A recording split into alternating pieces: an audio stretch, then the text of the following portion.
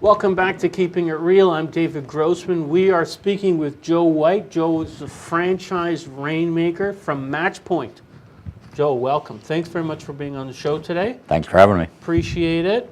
We met at a seminar not too long ago with the infamous Paul Toby. Sure did. Learning all about online marketing. Yes. Did you enjoy the seminar? Fantastic seminar. Yeah, it was Certainly very good. Have you been able to put some of this stuff to use yet? It's a good question, and actually, yeah, we're in the process of just getting those things up and going now, and stand by for more information on that. Right. Well, that's the key, right? We go on these seminars, and if we don't start using some of the things, then we forget about them. So Exactly. So we have to try and do that. Now, Joe, you've been arranging franchises for people, helping people find the right business for how long now? Well, my history goes back. I've been in franchising for over 12 years, and I've had a career that spanned from assisting in creating the world's largest internet franchise, a company called WSI, which is based right here in Toronto, and then going into business coaching for a period and transitioning senior executives. And I still do a little business coaching today and I'm involved in that activity. But over the last 6 years, I've been embracing the idea of helping people find the right business opportunity. So I have a career that goes probably helping in excess of about 275 to 300 people possibly find a business. You kind of lose track after a while. Right, right. That's very significant. And what are the sorts of businesses that you help people to get into? You know, that's a really great question, because the fact of the matter is it's where people start to say, well, what's that business that's right for me?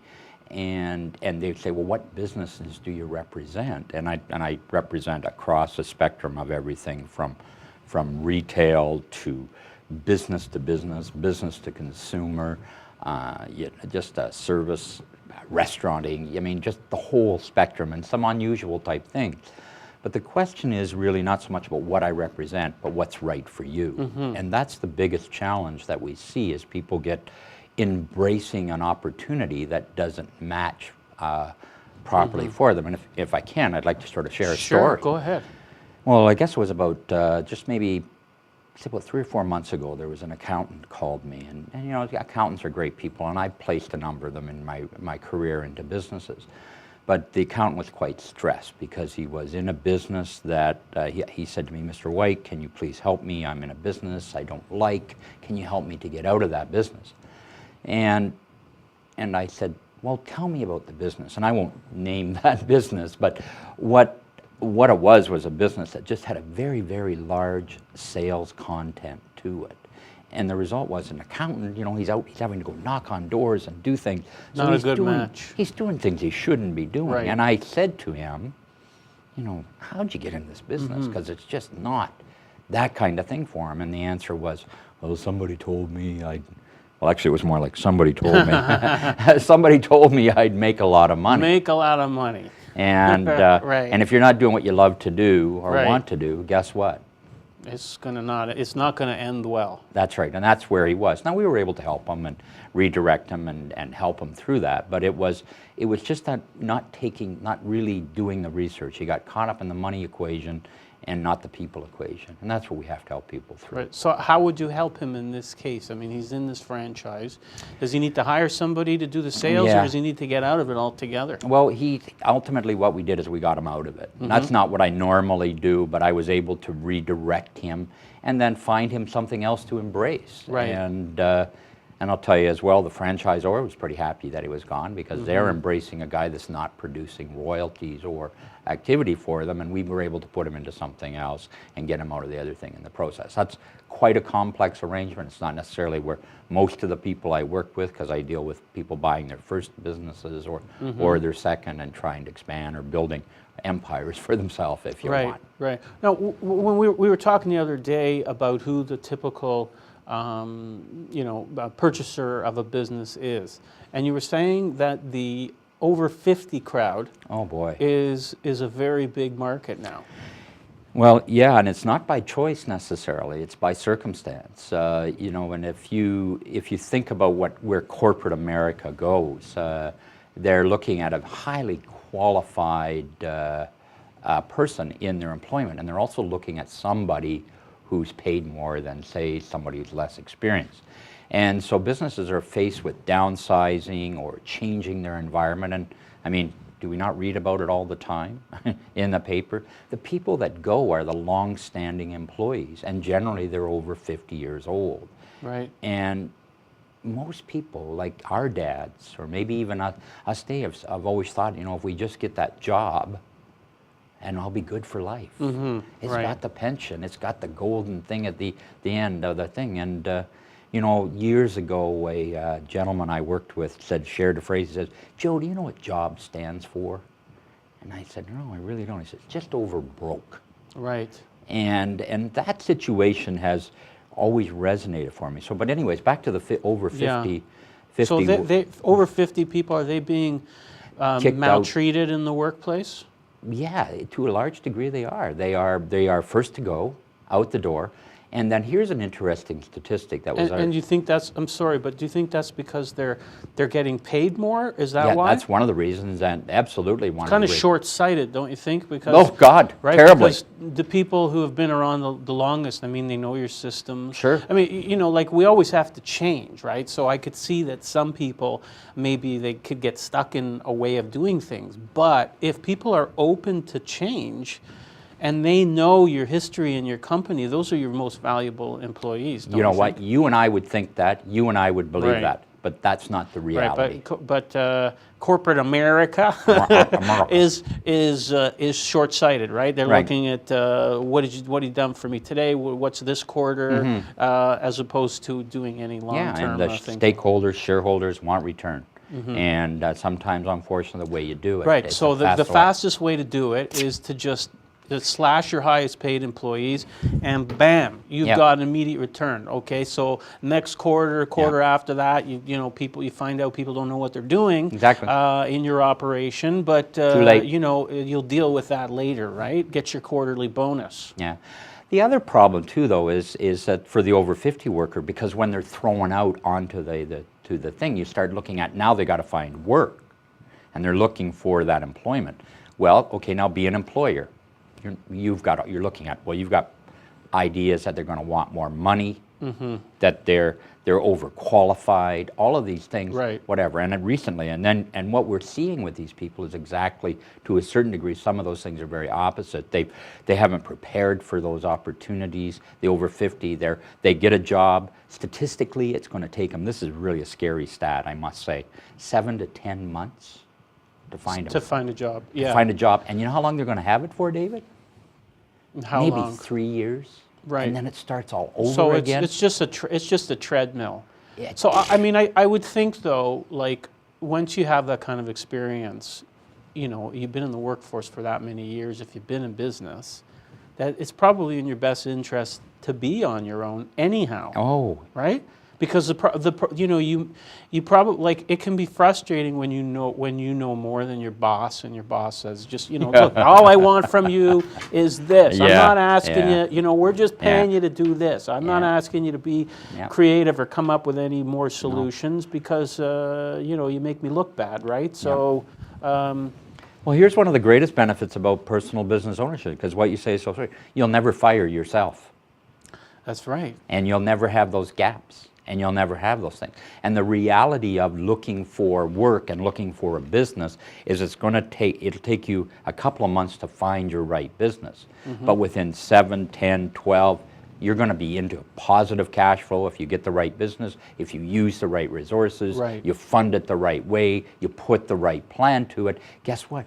You're now ahead of the game, and you're off that treadmill and on to running your own show and your Right. own opportunity. But business ownership isn't for everybody. It certainly is not. Right. There's certain people that go, please, keep the job.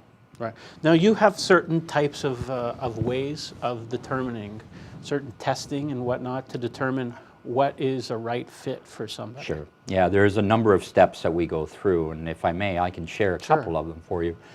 One of the things we need to embrace when we work with people is really the science of it. And so what we do is, and you might be familiar with psychometric profiling, but what I've we heard do of is, it. I yeah, don't know too much about it. essentially what we do is we look at people and try to say, do you have the DNA of franchising?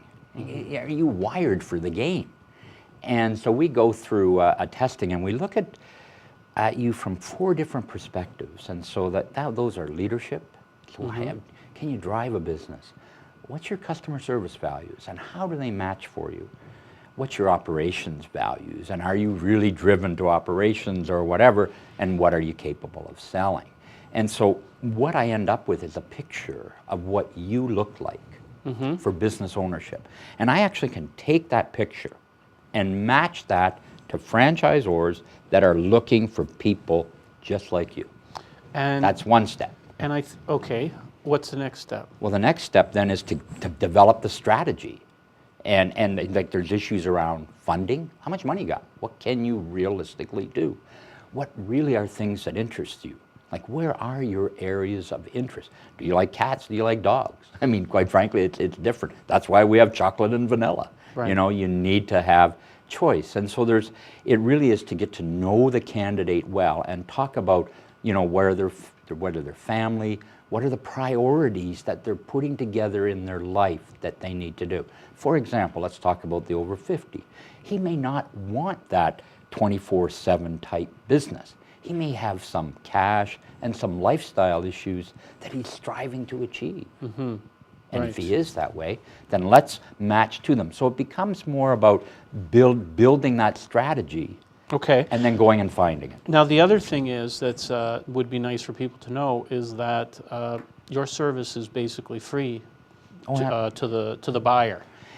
Yes, it is, and yes, it is. It's absolutely free, but and I'm free as always. I know that old saying. What do you get for free, right? Yeah. Well, you know, in this model, I necessarily ask people I want to engage with people that are serious about finding themselves, right, and are going to get active. And I mean, it's free, but I mean, I need to work with people that like what I do, that are going to follow those instructions and directions, and are committed. And that's why we screen and test to make sure that you effectively qualify for me to spend that kind of time. Well, I mean, I just mean you get paid for your service by the franchisor. Yeah. Right? Yeah. Right. Correct. So, well, I know that because I know about that because I'm a mortgage broker as well, and we get paid frequently. But when we're dealing with an institution, we get paid by the lender. Right. So our service is free to the borrower. Sure. And Same thing. But then we have the ability to talk to them, like Sharon was saying before, who's also a mortgage agent, and talk to them about what their needs are, what kind of a mortgage they really need, and find the right institution for them, so they don't have to go running around to 25 different institutions to find the right product. Right, and the match. And it's sort of like the eHarmony of franchise selection. That's what I do. Right. By way of comparison. Now, eHarmony, that's a dating service, right? It's almost the same thing. It's almost the same thing. Well, some people are married to their work. That's for sure. Have you had that experience? Well, listen, you know what? You spend most of your waking hours, doing your profession, and it's important to love what you do, isn't it? Absolutely. Yeah, because the more you enjoy it, the more you're going to be successful. Yeah.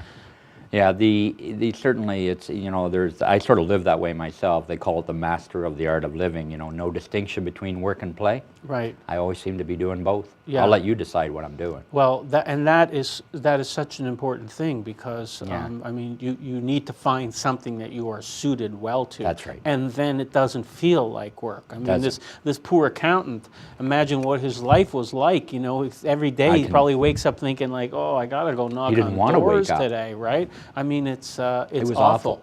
Yeah. It was absolutely awful. And it's so easy to avoid because you need to develop a strategy. And when you look across the spectrum of business opportunities in North America, I mean, there's over 3,500 business choices.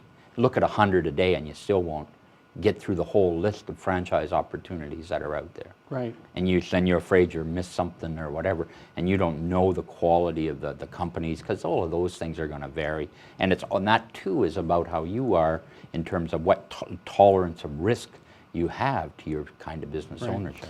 Well, I think if you're in transition and you're considering getting into business for yourself, that it would be very wise to call Joe White. I have a strong feeling he will definitely help point you in the right direction. So you want to give Joe a call, and Joe's phone number is 647-724-0742.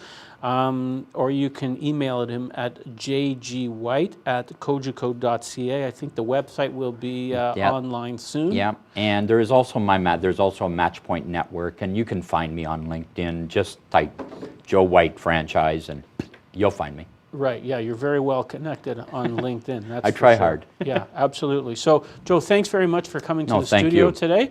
Appreciate you being part of the show. It was very interesting, and I enjoyed speaking with you very much. That's all we have for today. Tune in next time here on Keeping It Real on the All Talk TV network. I'm David Grossman. Enjoy the rest of your weekend.